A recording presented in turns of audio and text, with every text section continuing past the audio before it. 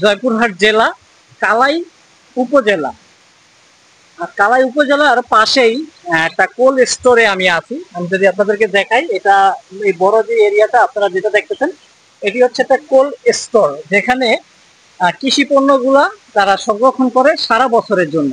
তো এই কোল্ড স্টোরে আজকে আসলাম।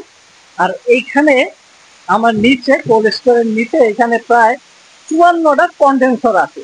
পানি দিতেছে সারাক্ষণ, এগুলো পানি দিতেই থাকে, কারণ এই কোল্ড স্টোরটাকে যদি আমাদের যে শাকসবজি বা ফল আমরা যেগুলো সারা বছরের জন্য সংরক্ষণ করব, এগুলোকে যদি ভালো রাখতে হয়, তাহলে এগুলো তাপমাত্রা ঠিক রেখে এগুলোকে কিন্তু ভালো রাখতে হলে অবশ্যই কোল্ড স্টোরে রাখতে হবে। কোল্ড স্টোর ছাড়া সারা বছরের জন্য যে শাকসবজি আমরা খাবো বা আমাদের প্রয়োজন, ওইগুলা কিন্তু সংরক্ষণ করা যাবে না।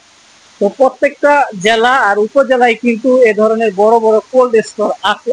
তো এটা স্টোরের নাম হচ্ছে এম ইসরাত। তো পিছনে কন্ডেন্সার, যে কন্ডেন্সার গুলো আপনারা দেখতেছেন আমার পিছনে, যে কন্ডেন্সার, একটা পানির লাইন করা আছে। এই পানির লাইনটা এই কন্ডেন্সারের উপরে, যেটা কন্ডেন্সারের ভিতরে থাকে হলো গ্যাস। আর এই গ্যাস গুলোকে ঠান্ডা রাখার জন্য এই যে পানির লাইনটা, এই পানির লাইনটা সারাক্ষণ অটোমেটিকলি পানি পড়তে থাকবে।